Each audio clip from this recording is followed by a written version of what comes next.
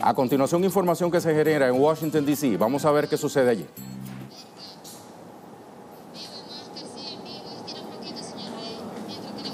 Pronto a ofrecer declaraciones, el canciller de la República Bolivariana de Venezuela, Jorge Arreaza. Usted recordará que durante la intervención de la Asamblea 48 de la Organización de los Estados Americanos, señalaba a Arreaza que la dignidad de los pueblos no tiene precio.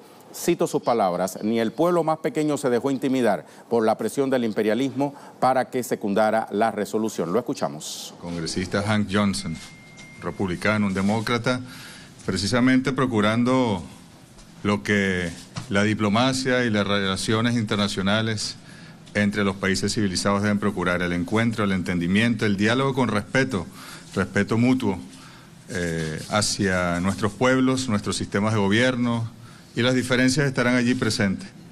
Nosotros somos un país antiimperialista y lo hemos ratificado a cada momento.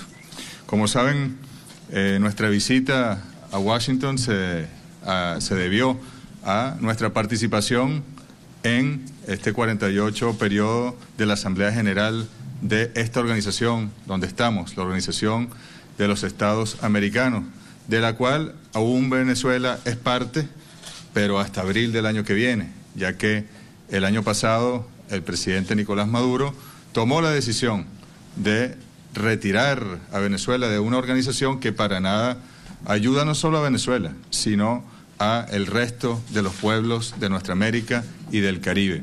Muy por el contrario, la Organización de los Estados Americanos ha sido utilizada históricamente por algo. Fue Fidel Castro que la llamó el Ministerio de las Colonias de los Estados Unidos. Pero lamentablemente eso se ha ido ratificando ciclo tras ciclo. Así como invadieron República Dominicana en el año 1965 con el aval de esta organización, con una supuesta fuerza interamericana, con contingentes navales, con tropas. Y en realidad no era ninguna fuerza interamericana, eran los marines estadounidenses que invadieron República Dominicana con el aval legal de resoluciones y de mecanismos de esta Organización de los Estados Americanos. Y lo hicieron en el año 65 bajo el pretexto de los asuntos humanitarios en República Dominicana. De manera que hay un guión claramente establecido, un formato, y nosotros, bueno, Estado soberano como somos, tenemos el derecho, así como de ingresar en un organismo internacional, de retirarnos cuando a bien lo dispongamos, respetando los mecanismos y las obligaciones con las cuales nos hemos comprometido desde un principio. En esta asamblea, bueno, fuimos testigos. Yo quiero en realidad responder las preguntas, pero a ustedes que son acuciosas periodistas y acuciosos periodistas, investigadores, hagan un esfuerzo por analizar a profundidad lo que ocurrió en las últimas 48 horas en esta Asamblea General. Una asamblea que no tenía tema central. Siempre las convocatorias, sobre todo de alto nivel, y en este caso de cancilleres, ministros de Asuntos Exteriores, tienen un tema central. Puede ser un tema vinculado a la economía, a la política, al medio ambiente, a la articulación entre los gobiernos, a los derechos sociales, civiles, pero siempre hay un tema central. Y luego hay temas específicos que se van generando. En este caso no había tema central, sino que era una especie de excusa para tratar el tema de Venezuela, el tema del aislamiento de Venezuela, para procurar las órdenes que dio aquí, en esta sala, el vicepresidente de los Estados Unidos, el señor Mike Pence, hace escasamente un par de semanas, cuando estuvo en esta organización y dio órdenes muy precisas, revísenlas ustedes, de carácter injerencista, para que los países de esta organización interviniesen en los asuntos internos de Venezuela, para que la aislaran con medidas unilaterales, ilegales, coercitivas, y para que hicieran lo que él les estaba pidiendo. Y miren que hubo presiones. Desde ese día, antes de ese día, pero después de ese día, no sé si exactamente me consiguen la fecha, la presión a todos los países de nuestra América, y yo debo destacar aquí y agradecer a los estados del Caribe, estados soberanos del Caribe, pueblos dignos del Caribe, que fueron extorsionados por los Estados Unidos, por el gobierno del presidente Trump, y que no se dieron, y por el contrario, ayer fueron dignos representantes de sus pueblos, que sabemos que son pueblos que quieren la democracia, que creen en la libertad, y enfrente de toda la presión, aún algunos incluso tuvieron que ir a cena con el vicepresidente Mike Pence en la Casa Blanca, hablando desde el podio que utiliza el presidente Trump, que dice President of the United States, y desde allí él diciéndoles que tenían que votar a favor de una resolución para expulsar o para suspender a Venezuela de la Organización de los Estados Americanos, para desconocer las instituciones venezolanas, y sin embargo esos países, recibiendo toda esa presión, el senador Marco Rubio ayer amenazó a nuestros hermanos de Haití, de manera vulgar, descarada, horrible, espantoso, y sin embargo Haití y el resto de los países del Caribe que nos apoyaron, y de nuestra América también, que nos apoyaron, bueno, tuvieron la firmeza de hacerlo. El 7 de mayo fue eso, aquí en la OEA, Mike Pence, y estamos a 6 de junio, así en menos de un mes ocurrió todo este fenómeno de presión, de extorsión horrible. Pero bueno, se ha demostrado, ayer quedó demostrado, que el imperialismo norteamericano ni siquiera manda en la Organización de los Estados Americanos. Fue un fracaso estrepitoso. Mike Pence les pidió 24 votos por lo menos, les pidió 24 votos. A lo mejor él apostaba a tener 30. Y lograron 19, los mismos 19 de febrero, los mismos 19 de la última reunión del año pasado. Un voto menos incluso de los 20, que es el máximo histórico que han obtenido. Es decir, fueron en descenso más bien, y eso es una señal de fortaleza moral de los pueblos de nuestra América. Y precisamente aquí utilizaron, y lo decíamos ayer, utilizaron una resolución, por acá la tenemos, y una resolución, le mutilaron partes a esta resolución y trataron de ponerla por encima de la carta constitutiva de esta organización, e incluso también por encima de la Carta Democrática Interamericana que tanto alaban. Esa resolución es violatoria de estos dos instrumentos. Entonces, ¿qué clase de organización es esta? ¿Vale la pena pertenecer a una organización que violenta los principios? El principio de no intervención está presente en la Carta Constitutiva, en la Carta Democrática, pero lo sacaron de la resolución, lo sacaron de aquí. Se repiten las mismas palabras del considerando número 1 de la Carta, y se repiten las mismas palabras del artículo número 2, de la Carta Democrática Interamericana del considerando, y el artículo número 2 de la Carta de la OEA, pero le cortan bajo el principio del respeto a la no intervención. Eso es vergonzoso. No se dejaron humillar los países de nuestra América, sino que se comportaron con dignidad. Y estos países, fíjense, y con esto cierro para darles la palabra, ¿cuántos presidentes, empresarios, businessmen, como dicen en inglés, hay en nuestra América? Saquen la cuenta.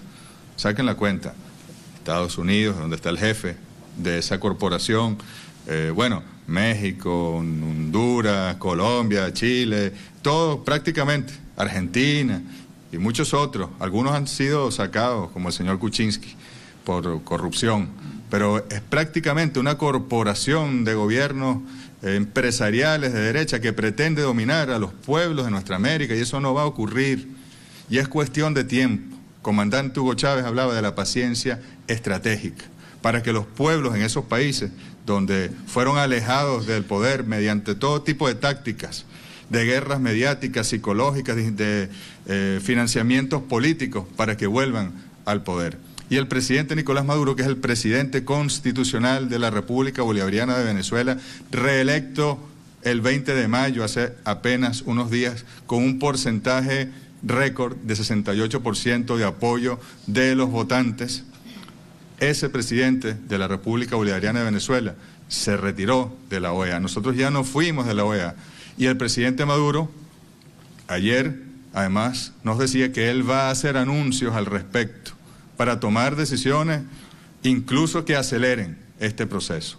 Pero nosotros no podemos seguir bajo el amparo de una organización supuestamente multilateral que supuestamente defiende los principios y derechos del derecho internacional público, los principios de la Carta de las Naciones Unidas, los principios de su carta, y los violenta todos, absolutamente todos, por órdenes de los jefes imperiales.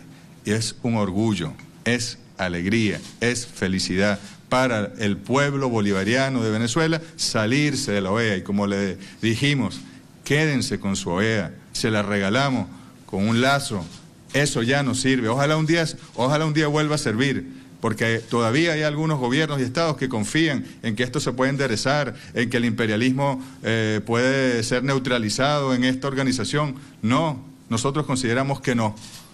Y mientras así sea, Venezuela estará felizmente fuera de la Organización de los Estados Americanos. Muchas gracias. Vamos a ceder el derecho a la palabra. primera pregunta la formula la agencia F, la compañera Raquel Godoy.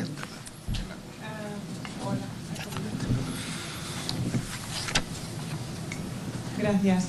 Canciller, ayer el secretario general decía que Venezuela no podía salir de la OEA porque su gobierno no había sido legítimamente escogido y que por tanto no podía salir del organismo de una forma legal.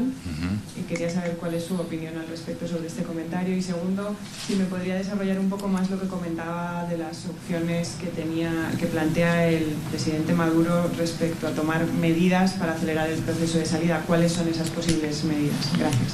Gracias. Fíjate, está la Constitución. En todo caso, ese señor, el sicario general de la OEA, aquí la tengo, lo digo y lo reitero, se convirtió en un sicario contra Venezuela. Hay gobiernos sicarios en nuestra América que solo están allí porque quieren destruir o al kirchnerismo o a los partidarios del PT y del presidente Lula, o quieren llegan al poder no con un proyecto de país, no con un sueño, no con una esperanza para los pueblos, sino para destruir un proyecto. Bueno, lo mismo pasó en la OEA. Llegó un sicario que quiere liquidar el bolivarianismo. Y aquí es una discusión mayor. Es entre el monroeísmo, la doctrina Monroe de 1823, que establecía el presidente Monroe y su secretario de Estado, John Quincy Adams, que todo este hemisferio, como lo llaman ellos, desde Alaska hasta la Patagonia, le pertenece a los Estados Unidos y ellos tienen derecho a intervenir cuando les dé la gana. Versus el bolivarianismo, que lo que hizo fue liberar de manera digna del imperio español a los países. El Ejército Libertador venezolano es el único que ha salido de sus fronteras para liberar y no se ha quedado con territorio, ni con botines de guerra, ni con recompensas, sino que ha regresado a su origen para seguir viviendo en libertad y respetar la soberanía de esos estados que ayudaron a liberar. De manera que aquí la discusión está a un nivel aún mayor. Es la pugna histórica que ha caracterizado las relaciones entre nuestra América latina y caribeña y la América del Norte. Entonces aquí llega un sicario contra Venezuela. Vergonzoso. La actitud de ese señor, yo no quiero perder el tiempo hablando de ese señor, de verdad, no tiene ningún sentido hablar de ese señor. Pero aquí está la Constitución de la República Bolivariana de Venezuela. Si no me equivoco, es el artículo 236. Sí, correcto. Atribuciones del presidente de la República Bolivariana de Venezuela. 1, 2, 3. La cuarta, dirigir las relaciones exteriores de la República y celebrar y ratificar los tratados, convenios o acuerdos internacionales. De un sistema como el venezolano, que es presidencialista o semipresidencialista, depende de la aproximación metodológica, teórica que se le dé, es el presidente quien lleva las relaciones internacionales. Es una de las facultades que el pueblo le delega en las elecciones, en la de 2013, en la elección reciente también. Y el presidente Nicolás Maduro, en nombre del pueblo venezolano, decide salirse. Y sencillamente es él el único que tiene la decisión. Todo lo demás son argucias jurídicas del señor, ese sicario general, son mecanismos y herramientas del imperialismo para confundirlos a ustedes en primer lugar, para que ustedes confundan a su vez a los pueblos a través de las pantallas, a través de los teléfonos, de las redes sociales, de los periódicos, etcétera, etcétera, y por eso tenemos nosotros el deber de aclararlo. Y han transcurrido 13 meses. de la decisión de Venezuela. La carta establece que son 2 años. Tú me preguntabas por no puedo yo adelantar porque ni siquiera conozco. El presidente Nicolás Maduro va a hacer anuncio. Él es un hombre, como ustedes saben, con mucha audacia en política exterior. Fue 6 años canciller nada más y nada menos que del comandante Hugo Chávez, y seguro que nos trae una agradable sorpresa para el pueblo venezolano. La segunda pregunta la formula la compañera Sara Barderas, de la agencia DP. ¿La agencia? AP.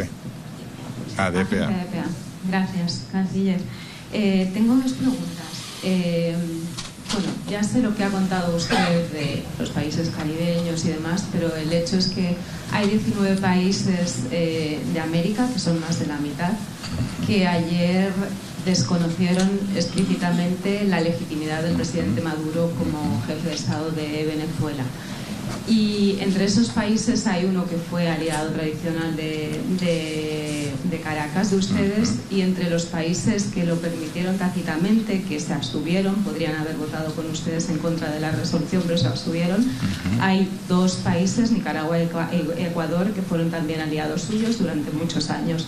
Me gustaría que me hiciera un análisis de eso, qué significa. Y por otro lado quería preguntarle si existe o si sigue sin haber alguna opción de que ustedes permitan la entrada de ayuda en Venezuela. Gracias, muy amable. Fíjate, en primer lugar, no son 19 países con sus pueblos, son élites gobernantes corporativas que prácticamente tienen secuestrado el poder político que le corresponde a los pueblos. Pero bueno, eso sería un debate político y teórico.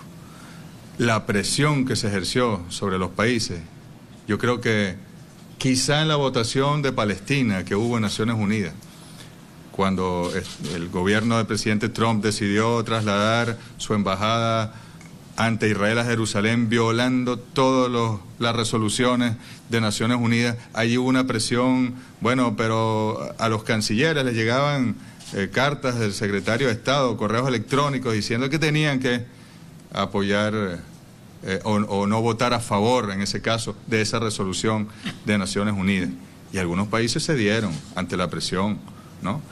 La presión que hubo aquí no era para que se abstuviera nadie, era para que votaran a favor todos de la resolución, porque si no se ponían en contra nada más y nada menos que al comandante en jefe de los ejércitos más potentes que haya conocido la humanidad y al país más poderoso económicamente, y además estamos en la zona de influencia de ese país que nos trata a nosotros, como dijo incluso la señora ministra de Asuntos Exteriores de Canadá en su intervención antes de ayer, el patio trasero, nuestro patio trasero.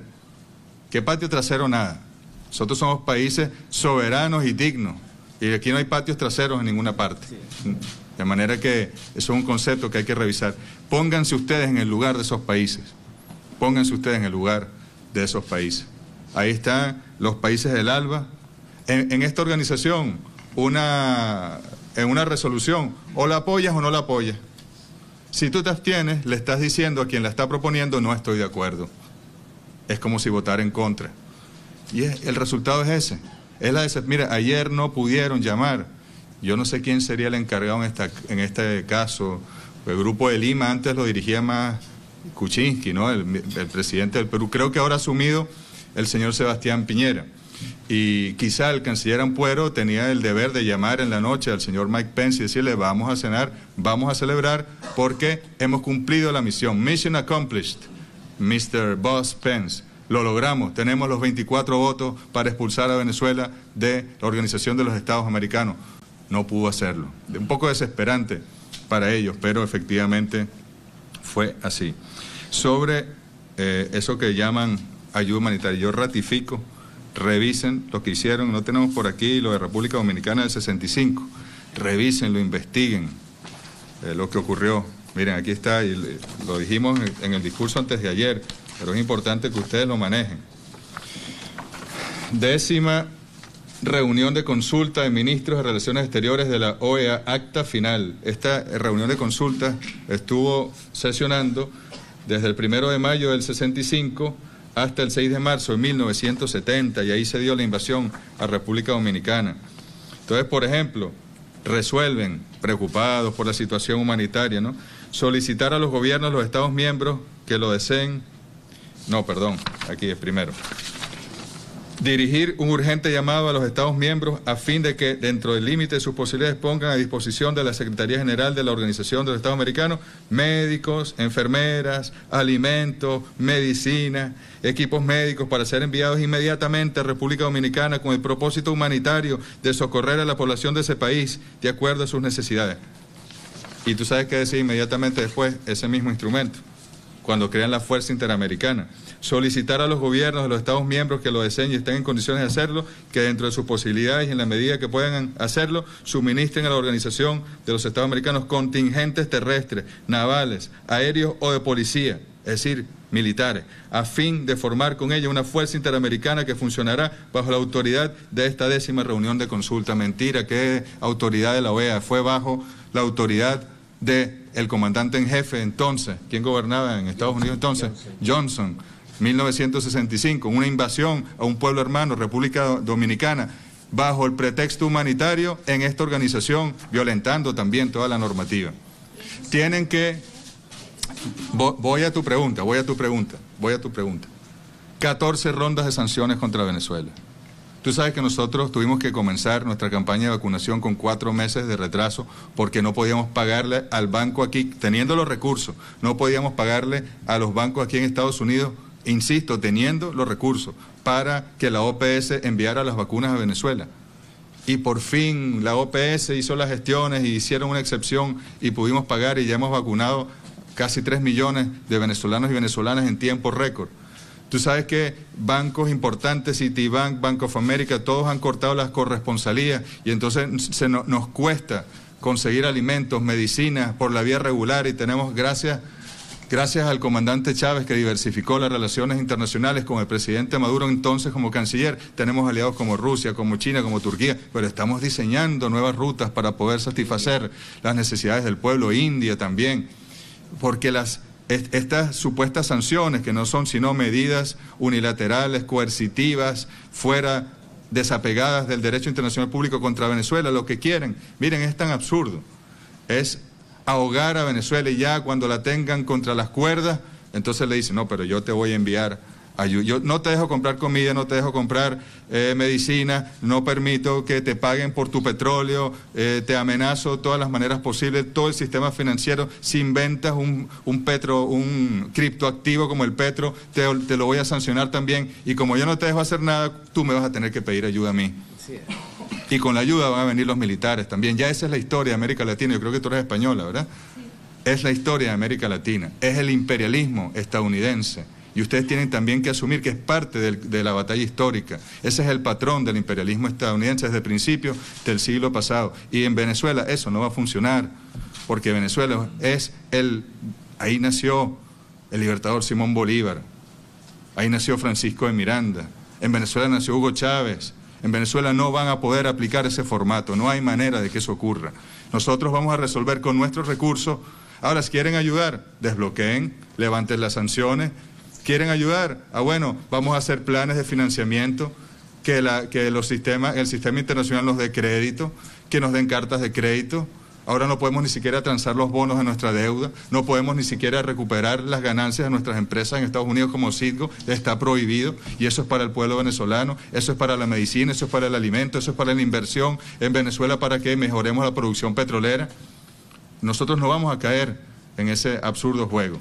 Y sabemos de muchos países latinoamericanos que quieren también ayudar a abrir espacios, a abrir rutas, buscar mecanismos de financiamiento. Naciones Unidas, tanto la FAO como la OPS, Organización Panamericana de la Salud, el PNUD también quieren ayudar porque ellos están, miren, bueno, no puedo decir, pero hasta unos organismos de Naciones Unidas le han afectado sus cuentas las sanciones de Estados Unidos para que no lleguen los dineros de sus proyectos a Venezuela para llevarlos adelante. Una cosa realmente descarada. Y por eso estábamos nosotros hoy abriendo o tratando de abrir, ya el presidente lo ha hecho. El presidente Nicolás Maduro ha recibido senadores, congresistas de los Estados Unidos, enviados de los Estados Unidos, y nosotros vamos a insistir, las naciones civilizadas tienen que dialogar, tienen que aproximarse, tienen que usar las herramientas del derecho internacional público y del sentido común de nuestros pueblos para neutralizar los riesgos de la paz y la seguridad. Y eso es lo que estamos haciendo nosotros, y creo que vamos a tener éxito porque en Estados Unidos también hay gente inteligente y coherente que quiere respetar a Venezuela y que no quiere la guerra y la destrucción. La siguiente pregunta la formula Alina Dieste, de la agencia AFP.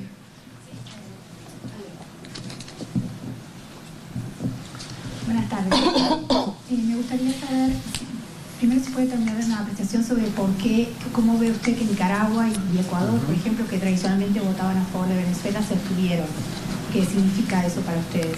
Y después me gustaría saber qué conversaron con los legisladores estadounidenses en su reciente, ahora como estuvieron entrevistados, qué es lo que ellos les plantean, si ustedes ven a los legisladores, al Congreso, como una alternativa de diálogo diferente a la actitud del Departamento de Estado de Estados Unidos. Sí, gracias. Mire, se me olvidó decirle a la compañera de DPA, visita Puerto Rico.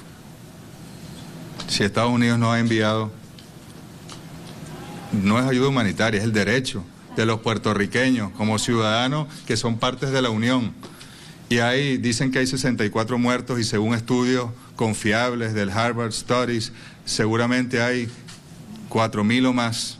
Si no tienen electricidad, si no les llegan los alimentos, si no, las vías están destruidas, ¿ustedes creen que ellos van de verdad a enviar ayuda humanitaria a Venezuela? Pero no seamos ingenuos, no seamos ingenuos. Es el sentido común que lo dice. Si no ayudan, Puerto Rico va a ser una nación libre en el futuro, pero hoy en día es un Estado asociado de la Unión. Nosotros tenemos límites en el mar territorial, bueno, no territorial, pero límites marítimos con Estados Unidos a través de la soberanía que ellos ejercen en Puerto Rico. Para ir a Puerto Rico, lamentablemente, hay que pedir una visa en la Embajada de los Estados Unidos y Estados Unidos no ayuda a Puerto Rico. Ustedes que ayuda humanitaria, por favor, no caigan en la trampa, queridos periodistas, queridos investigadores. Fíjese, sobre los votos y quienes se abstuvieron, lo importante, léalo usted desde la posición de Mike Pence y los Estados Unidos. O votas a favor de la resolución o estás contra mí. Así es. Esa es la lectura. Esa es la única lectura posible. Y por eso ayer ellos no pudieron llamar y decir misión cumplida, Mr. Pence, jefe, no pudieron hacerlo por la dignidad de los pueblos, sin pedir nada a cambio. Yo les hago una, digamos, algo confidencial que ocurrió ayer. Aquí hubo una suspensión de la sesión en la tarde, sin ningún motivo, que si la Comisión General no tenía, burocratismo, ¿no? Excusa burocratista. Media hora, ya media hora, incluso las delegaciones de muchos países que yo tenía al lado, que son del cartel, del grupo este de Lima, ya decían, media hora, qué barbaridad, pero si estamos tarde.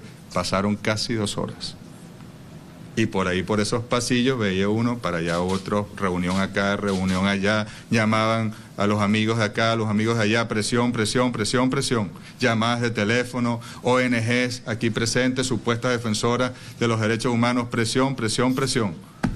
Y cuando tuvieron que votar esos países, algunos a lo mejor cedieron, yo no lo sé.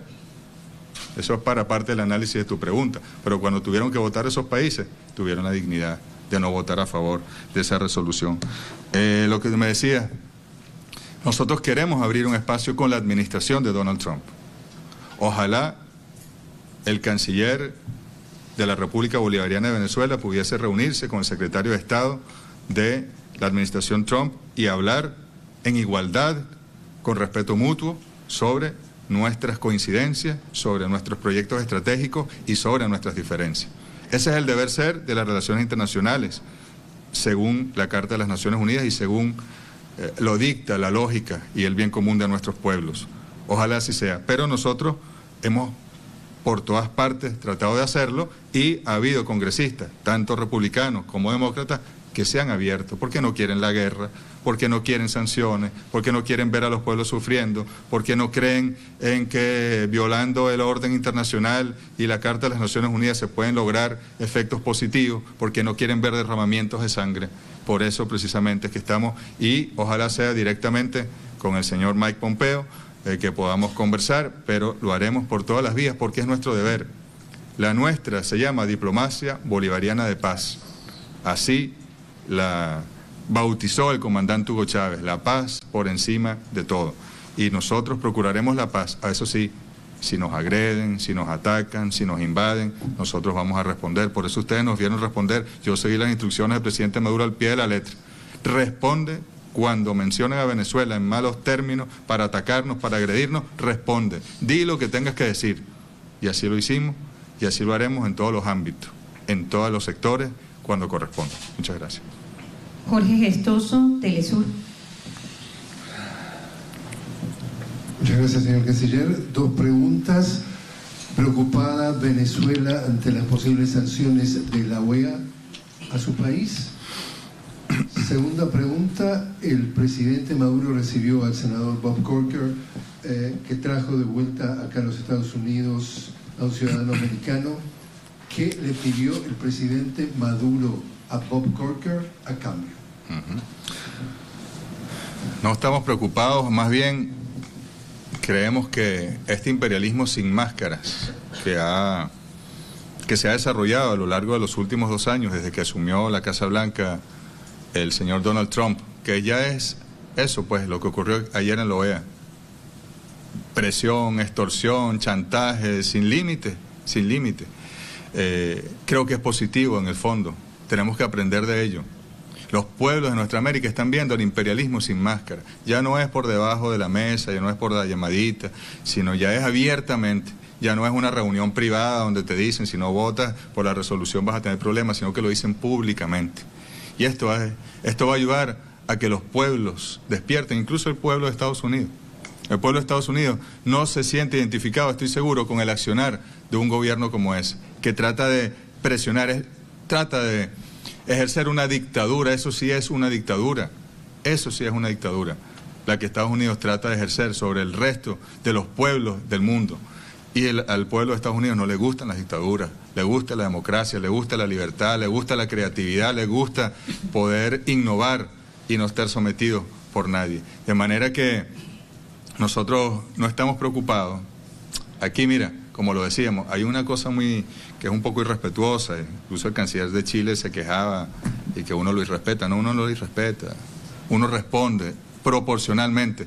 Ojalá Venezuela fuese irrespetada con la palabra y no con medidas ilegales, con sanciones, con cierre de cuentas, con impedir importaciones. Ojalá fuera eso. No, no es eso.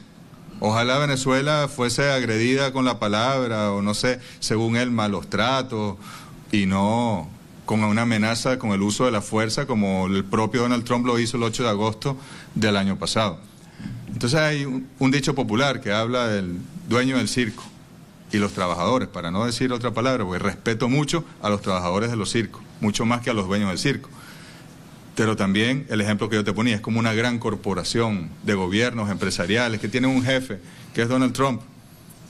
Y detrás de Donald Trump hay otros jefes de él, que es un gran poder, ese complejo industrial militar del que habló Eisenhower, más todo el mundo financiero que se ha desarrollado a lo largo de estas décadas y que presiona. Y es con ellos, es con Washington que nosotros tenemos que tratar, que dialogar o que pelear incluso. Los demás son unos mandados y nosotros tenemos que dirigirnos, no podemos estarnos desgastando, ¿no? Con los gerentes, tenemos que ir directamente al director ejecutivo, de la CEO, como dicen aquí, y emprender con él las acciones que haya que emprender, siempre con una posición positiva. Efectivamente, fíjense, el presidente Nicolás Maduro a lo largo de la campaña electoral, yo no sé si ustedes la vieron, quizá no la vieron, porque la censura a los medios venezolanos es atroz, sobre todo en Estados Unidos y en el resto de países de nuestra América. Pero aquellos fueron actividades públicas, caramba, a mí solo me hicieron recordar las actividades del comandante Hugo Chávez. Tanta gente, pero también los candidatos a la derecha llevaban su gente importante. Y dos propuestas totalmente disímiles, la nuestra, la socialista, la de un Estado fuerte, la de una economía social fuerte, la de una propiedad y unas fuerzas privadas que participen, pero bajo las regulaciones pertinentes, la de la propuesta soberana, nacionalista, latinoamericanista, antiimperialista contra ir al Fondo Monetario Internacional, la dolarización, el dejar hacer, dejar pasar del neoliberalismo, la mano invisible, absolutamente distinta. Y el pueblo venezolano escogió libremente, eligió libremente, como ningún otro pueblo a veces tiene esa posibilidad de hacerlo. Y el presidente Nicolás Maduro habló de la reconciliación, del reencuentro, del diálogo. Miren, el comandante Hugo Chávez el 31 de diciembre del año 2007 decretó una amnistía a todos esos señores que andan por el mundo pidiendo sanciones para Venezuela, que estuvieron en las calles rompiendo, matando gente, quemando personas vivas, es decir, reincidieron. Todos los que estuvieron en el golpe de Estado del año 2002 fueron, gracias a un exhorto del comandante Hugo Chávez, eximidos de responsabilidad. Y el presidente Nicolás Maduro, a pesar de que ya tenemos ese ejemplo, a muchos de ellos que fueron reincidentes, les está dando beneficios o activó un proceso para que la Comisión de la Verdad de la Asamblea Nacional Constituyente y el Poder Judicial le den beneficios procesales y puedan estar en libertad a quienes estaban hace un año, hasta el 31 de julio, porque con la elección el 30 de julio de la Asamblea Nacional Constituyente vino la paz a Venezuela, pero hasta el 31 de julio estuvieron destrozando el país, estuvieron sembrando la violencia y el odio en el país, y el presidente Nicolás Maduro, a menos de un año, tomó ese gesto de buena voluntad hacia la reconciliación. Y en ese espíritu también fue la reunión con el senador Corker, con el otro senador o congresista Hatch, con Orny Hatch, correcto, que también hubo comunicación sobre el caso de este estadounidense que estaba siendo... estaba procesado con las garantías del debido proceso en Venezuela, porque cuando fue detenido en su posesión había armas de guerra, y hubo mucha presión también, mucha demanda de su liberación. Y el presidente Nicolás Maduro, bueno, si lo vamos a hacer con los delincuentes venezolanos, los políticos que cometieron delitos, bueno, vamos a hacer un gesto también de buena voluntad con los Estados Unidos. Ha venido a hablar conmigo un senador que es un hombre coherente, un hombre virtuoso, un hombre con muchas diferencias con nosotros, pero cree que se puede dialogar, y lo hizo de buena voluntad, a cambio de nada, Jorge, absolutamente a cambio de nada, sino como un gesto para poder abrir espacios como el que hoy pudimos nosotros transitar, y ojalá que pueda seguir transitándose en el futuro. La siguiente pregunta la formula NTN24. Gracias, canciller. Dos preguntas. Salir de la organización no les deja a ustedes más aislados, el hecho de querer salir. Y la segunda, si salen, ¿van a abonar la deuda que tiene Venezuela con la organización? Gracias. Gracias. Fíjate, ¿aislados de qué y de quién? Sería la pregunta, ¿no? Nosotros tenemos la firme convicción de que los pueblos de nuestra América respetan a la revolución bolivariana, reconocen las luchas del presidente Nicolás Maduro. Los que tratan de aislarnos son esas élites dominantes corporativas, y para nosotros eso es un sinsentido. No tiene ningún impacto para nosotros ese tipo de aislamiento.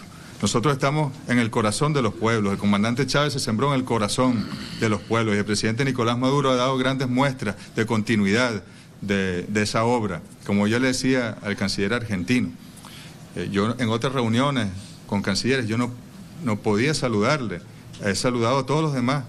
Incluso en esta reunión tuve una buena conversación con el señor ministro del Brasil, pero el argentino era imposible. Pues yo siento que él cree que si tú saludas a un ministro del chavismo se contagia el chavismo, como si fuera una enfermedad, y resulta que no. El amor por los pueblos, el respeto a los pueblos, el querer que los pueblos sean libres, no es una enfermedad, es una virtud, es un proceso, es una siembra, es un cultivo, es una convicción, es un proyecto, una visión de mundo.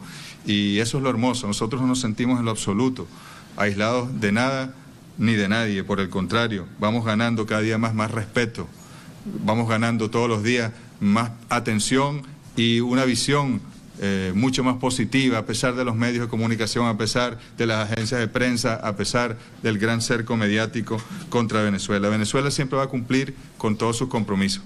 Habría que preguntarse si hay manera de pagar esa deuda. Habría que preguntarlo, porque a nosotros nos cuesta pagarle el sueldo a nuestros funcionarios en Estados Unidos y en otros países que usan la banca norteamericana. Entonces sí, hay métodos, la pagaremos. En todo caso, Venezuela siempre cumplirá con sus responsabilidades y con lo que se haya comprometido en cualquier organismo internacional, porque para nosotros el respeto al derecho internacional y a los compromisos de Venezuela es fundamental. La última pregunta la formula BPI. ¿Qué BPI? Canciller, 3 preguntitas. Usted dice que no pagan la deuda de la OEA. Una. Y tienen 4 años sin pagar. Además habla de Josh Holt, que tuvo el debido proceso, y ayer salió un artículo donde relata todas las torturas que sufrió en el helicoide. Fue un artículo que circuló en las salas de las Américas ayer. ¿De quién? ¿De quién? El Daily Mail. ¿Pero quién lo escribió? Lo relata él mismo, todas las torturas imagínate tú. Que sufrió. ¿Qué tiene que decir sobre la deuda que no han pagado en 4 años?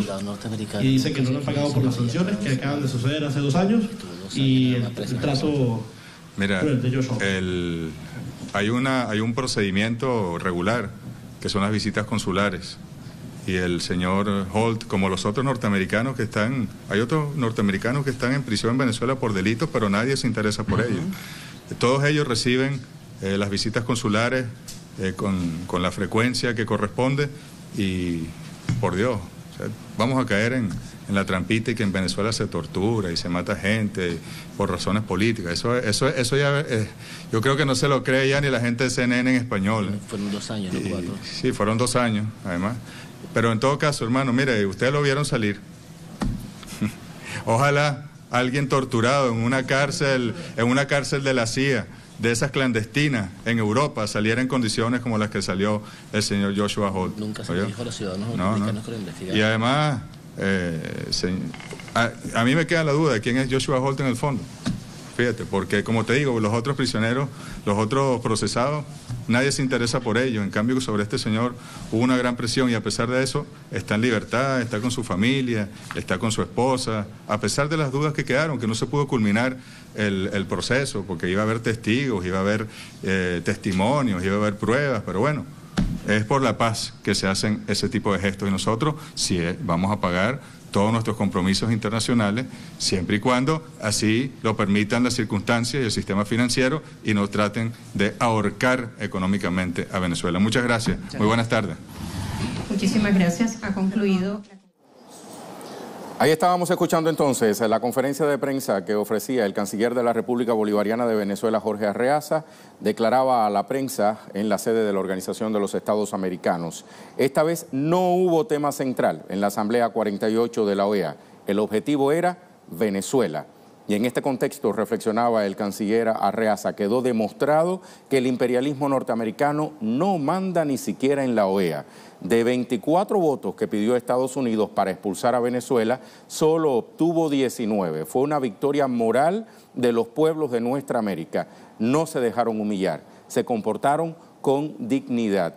En este sentido, también decía el canciller Arreaza que había sido una resolución violatoria de la Carta Constitutiva y la Carta Democrática Interamericana de la Organización de los Estados Americanos, lo cual calificó de vergonzoso. El monroísmo es vergonzoso. Esa ambición de Estados Unidos de quererse apropiar de América Latina es vergonzosa. No son, aclaraba Arreaza, 19 países con sus pueblos los que votaron a favor de la expulsión de Venezuela de la OEA. Son gobiernos con sus élites corporativas.